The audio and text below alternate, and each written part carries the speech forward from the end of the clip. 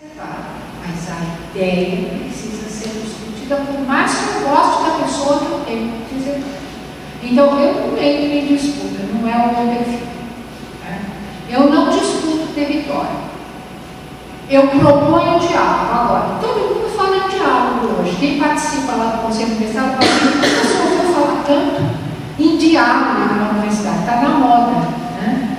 Até porque na minha área tem um teórico, Mikhail Bakhtin, que, embora tenha vindo lá na década de 1930 e produzido na década de 30, os seus livros foram divulgados no Brasil no final do século XX e hoje se tornaram uma febre. É a ideia da dialogia, da interlocução, da intersubjetividade e em outras áreas se expandir.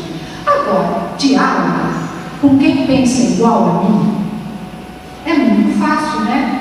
É turno de conversação. E aí, tudo bem? Sim, e você? Também. Ah, gostou? Troca de figurinhas. Diálogo, a gente sabe que existe mesmo quando ele se dá entre ideias diferentes. Exige tolerância, respeito, paciência, disciplina, ouvir o outro, não gostar e não, nem por isso, odiar a pessoa que defende aquela ideia.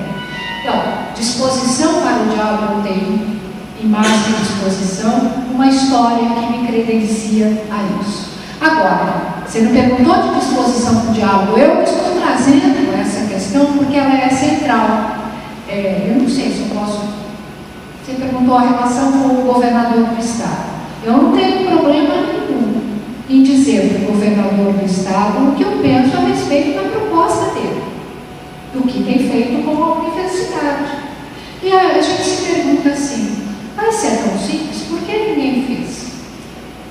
Eu não estou evitando faz tempo nas conversas dizer a frase que deveria ser dita, mas eu acho ela muito inadequada para a função de reitor.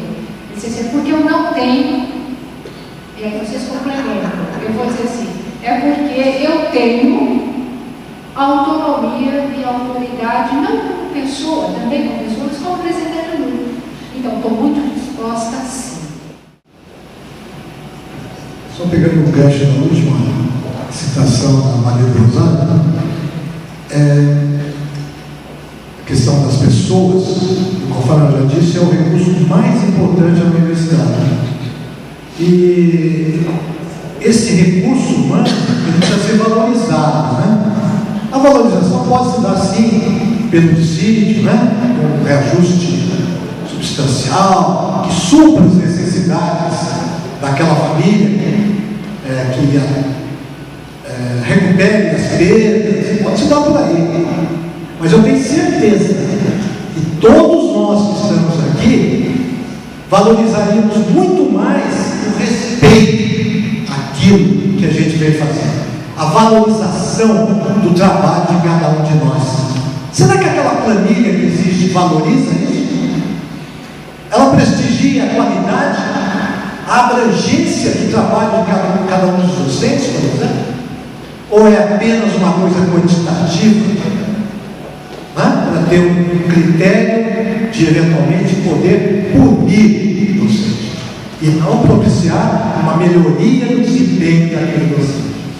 O caso que você colocou dos temporários, né, que eu estou acreditando sejam os substitutos dos bolsistas, isso é como jogar no fogo um recurso humano da melhor qualidade. São os nossos alunos de pós-graduação, aqueles que serão os futuros docentes da universidade, e são colocados no fogo, sem preparação, por exemplo, um apoio maior, para que eles possam entrar na sala de aula, sabendo qual é o projeto pedagógico daquela disciplina, qual é o impacto daquela disciplina na formação de cada um dos profissionais, para que ele possa, de fato, aprender a ser um docente com apoio, e ele possa contribuir, e ele tem condições para isso, contribuir para o desenvolvimento dos nossos estudantes, dada a falta de docentes no quadro. Certo? Então, apoio a esse pessoal é fundamental. A gente corre o risco de queimar um potencial docente da universidade por colocá-lo sem apoio na sala de aula. Eventualmente é um garoto novo, não tem oportunidade de se desenvolver ali com aspectos, né, da didática, etc. Ele pode ser pressionado pelos alunos, pode passar por situações muito tristes, né? Então esse respeito, Mário, que é uma coisa fundamental. Agora, qualquer um pode falar o que eu estou dizendo, porque a professora Maria do Rosário falou, respeito é fundamental. Isso é uma frase que cabe na boca de todos nós.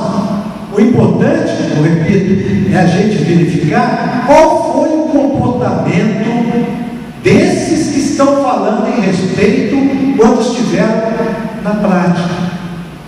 Como que esse pessoal, como nós, né, nos relacionamos e nos comprometemos com as questões que a gente das pessoas que a gente está representando. Como é que foi esse passado de atuação? Porque a partir do passado é que a gente pode projetar como que essas pessoas vão se comportar no futuro. Tá certo? Então, colocar palavras-chave na boca é fácil, né? Mas o respeito, pessoal, isso vocês podem ter certeza que a gente vai ter em todos os segmentos da comunidade. Porque ao respeitá-los, nós estaremos nos respeitando o nosso passado. E que a gente possa, então, dessa maneira, respeitar essa conquista fabulosa da sociedade paulista, né? Que é a Unesp. A Unesp tem que ser respeitada.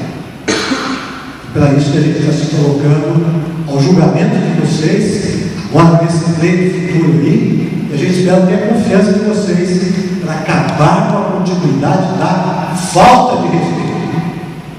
Nesse sentido mais, eu acho que é isso que todos nós queremos. Dignidade para realizar o trabalho que a gente se propôs a fazer na Unesp para